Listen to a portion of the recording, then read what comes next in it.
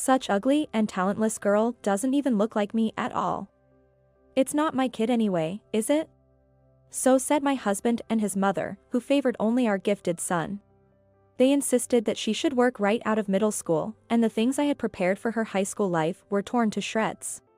Unable to bear it anymore, I fled with my son and daughter, the three of us. I am Karen. Just a 35-year-old stay-at-home mom living with my husband, son, and daughter, like any other family. My son Tom has had clear and distinct features that everyone could see since he was a baby. Often mistaken for a girl because of his adorable appearance. He was even told by my friends that your son could join the famous talent agency. And yet, he is kind, gentle, smart, and wise. By the age of 3, I believe he could already converse like an adult. On the other hand, my daughter, Lily. As her parent, she is the cutest girl in the world, without any doubt. However, she was far from what is commonly referred to as a pretty girl in appearance. She had a chubby physique. With her plump cheeks, her narrow, small eyes were almost hidden, and her hair was frizzy. She grew slowly, she was late to start speaking, and it seemed she wasn't good at physical activities. Yet, I loved both my daughter and son more than anything in the world and was content for them to grow at their own pace. However, there were those who disapproved of my daughter. My husband adored our son. When he came home from work, he would only pay attention to Tom. To Lily, who desperately tried to get her dad to play with her, he would harshly say, "Don't try to flatter me, it's disgusting." Each time, Tom would suggest, "I want to play with my sister too, let's all play together."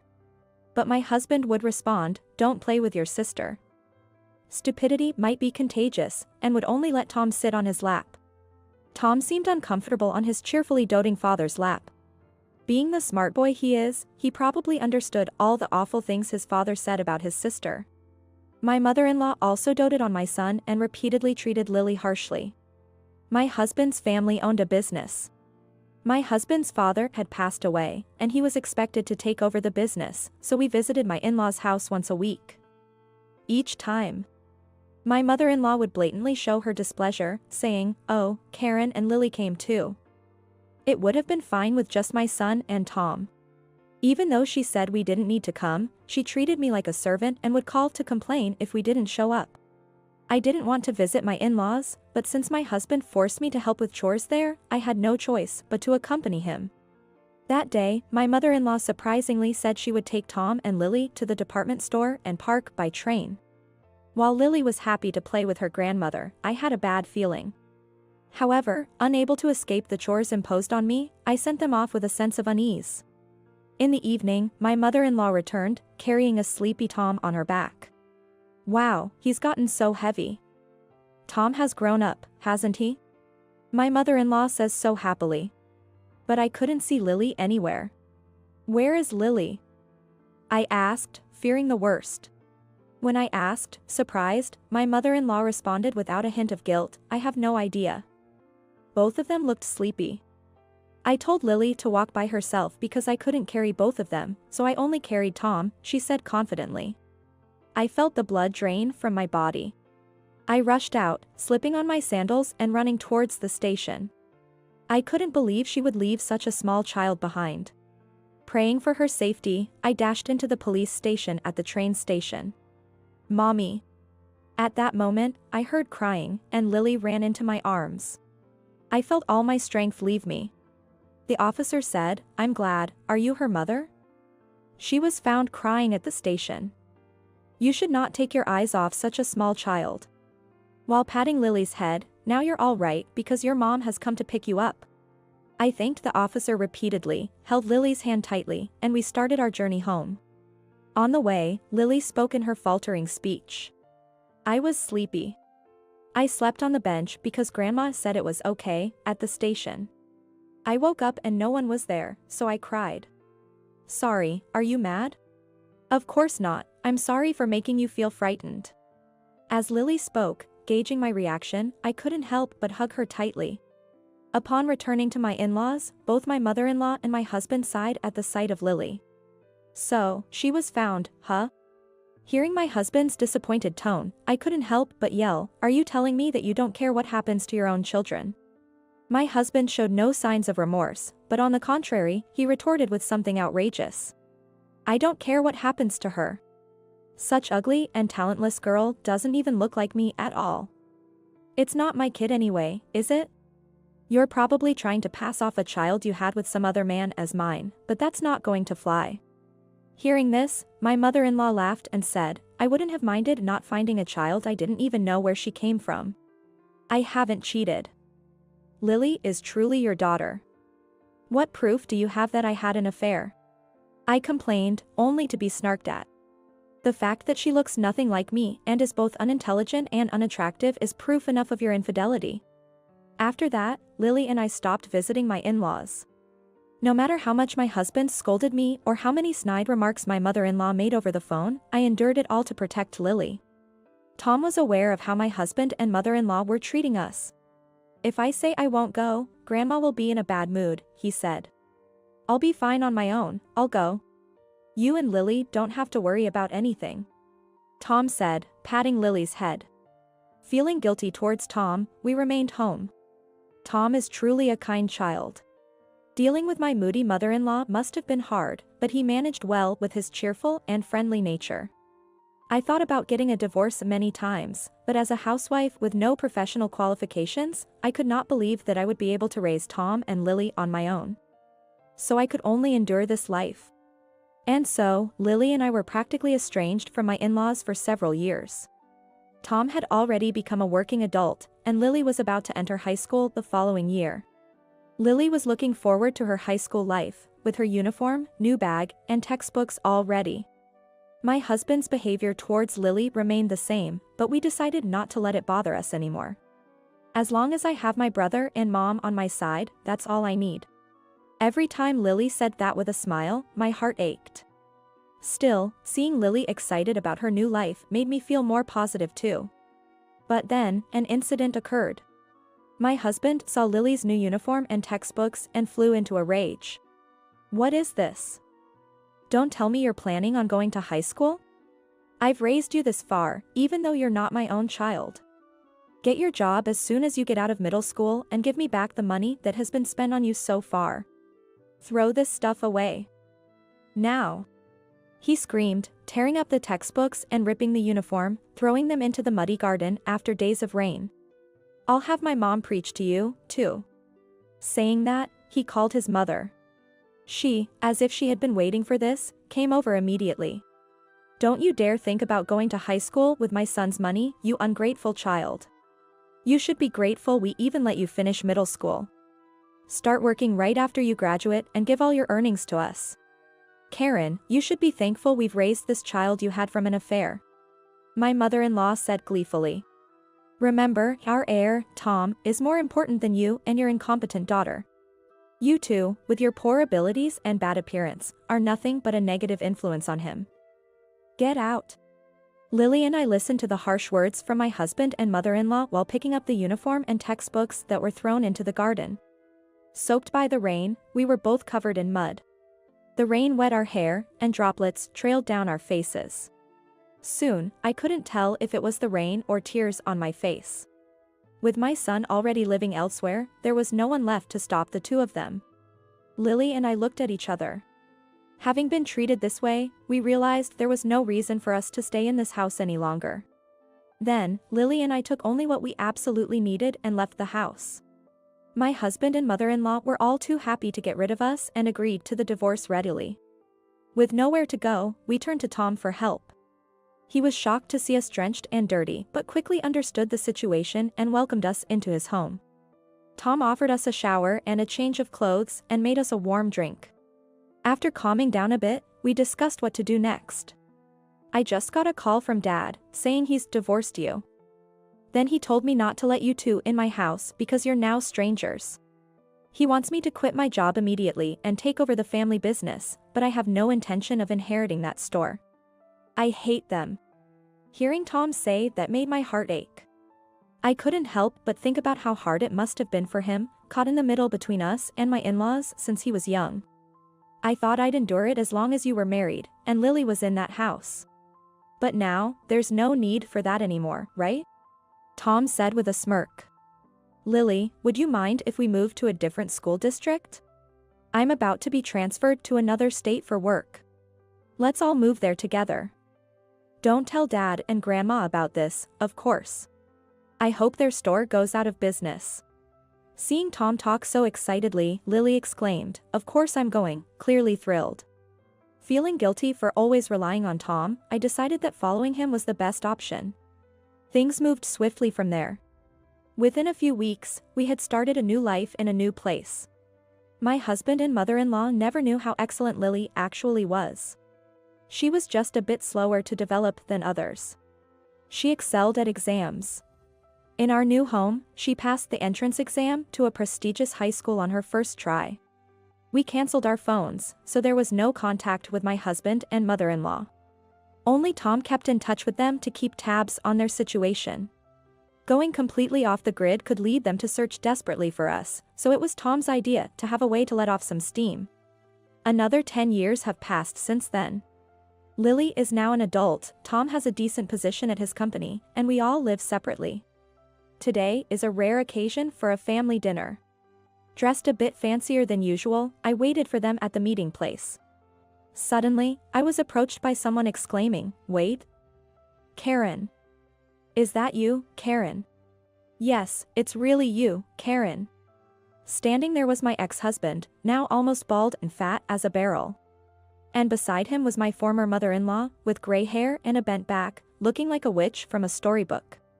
Their appearances were truly bizarre and people around them seemed to avoid them. "Karen, where have you been for the last 10 years? We were worried.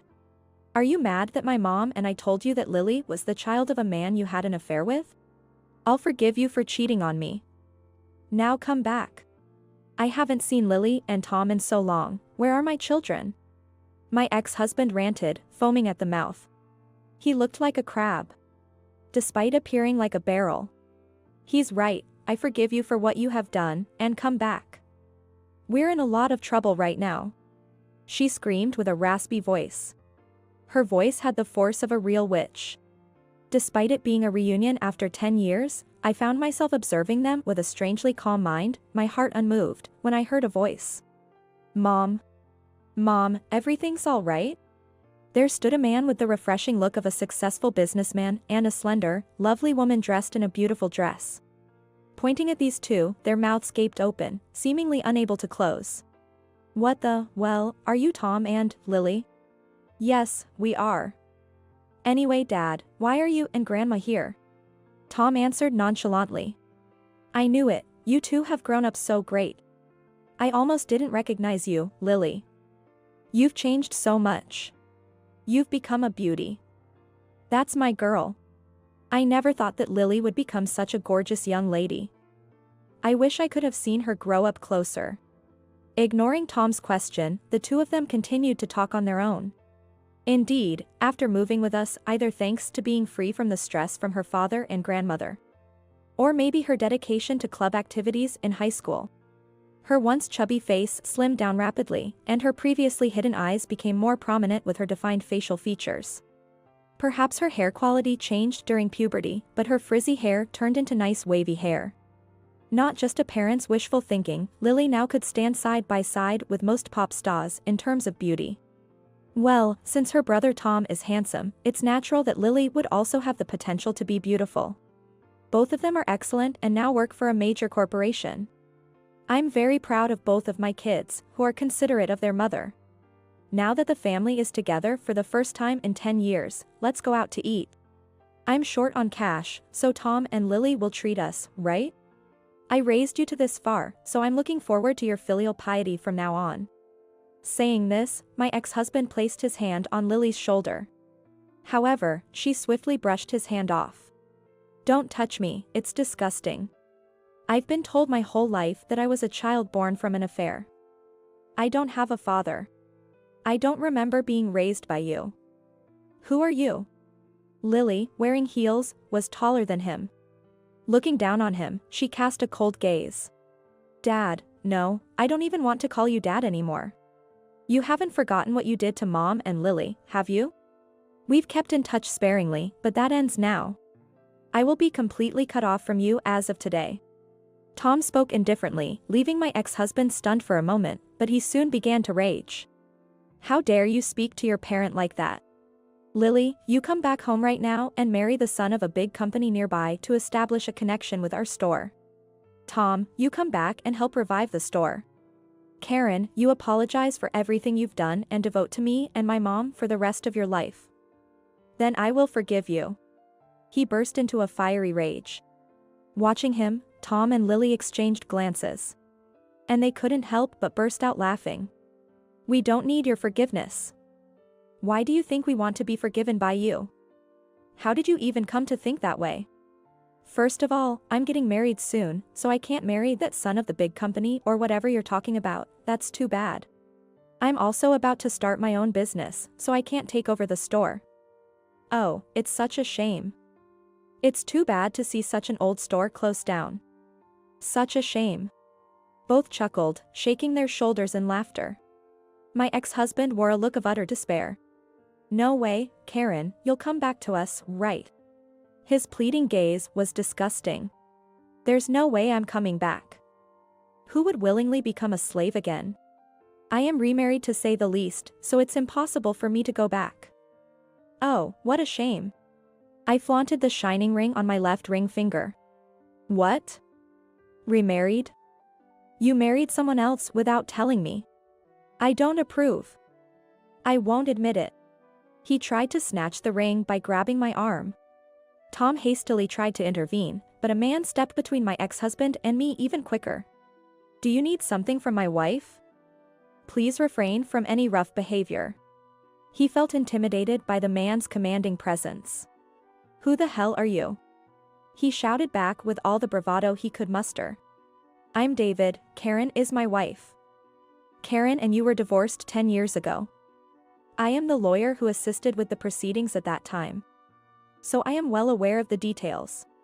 Lawyer. My ex-husband, weak in the face of authority, seemed considerably shaken by the man claiming to be a lawyer. Indeed, I hit it off with David, the lawyer who helped me during my divorce, after having various conversations with him, and we started dating. And then we got married a few years ago. My ex-husband's face turned red with rage, practically foaming at the mouth. He looked like a boiling lobster or a barrel. What's with the lawyers? Just because you make a little more money doesn't make you a big deal. Everyone should do as I say. Karen is my wife, and Tom and Lily are my children. You're in the way. Damn it, you bastard. He yelled and, thinking who knows what, charged at my husband like a bull. However, he dodged smoothly without any sign of panic. What the? No way. The barrel, no, my ex-husband, unable to stop his momentum, tumbled and rolled away with a pitiful sound. Oh no.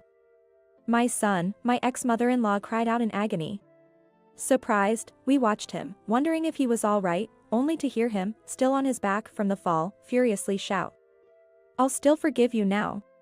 Fortunately, it seemed he wasn't seriously injured. But, it appeared the fall was too much for even a barrel like him to quickly get back up. As I was wondering what to do next, my husband said, I've called an ambulance, so he should be fine. Let's leave the rest to them. And gently placed his hand on my shoulder. Lily, fuming, said, it's too kind to call an ambulance for him. Just leave him. Even her angry face was adorable. But hey, isn't it about time for our reservation at the restaurant? Let's go before we're late. Tom urged us. That's right, today was an important day to have a meal together as a family. Encouraged by my husband saying, let's go, it's all right, we left the scene. We could hear my ex-husband and ex-mother-in-law shouting behind us, but nothing scared us anymore. Months later, I heard that my ex-husband's shop, which had been barely managing, finally went bankrupt. David learned about it from a contact in the real estate business. It was impressive how they managed to hold on for 10 years after we left. My ex-husband, claiming he was unable to work due to injuries from the fall, shut himself in at home, leaving everything, including housework and business, to my ex-mother-in-law. To repay the debts incurred from closing the shop, she was desperately working, despite her old age. Hearing about their recent situation, I was somewhat impressed by the fact that there really is such a thing as karmic retribution, that is, those who continue to do terrible things to others will one day have it come back to them. One Sunday afternoon, I took out a dress from the dresser to wear to Lily's wedding and held it against my body. "That looks great on you," he said. "Which suit do you think looks better on me? But to think I can attend as Lily's father, that makes me really happy." Turning to those words, there stood my husband, holding 2 suits in his hands and smiling with a slightly embarrassed look.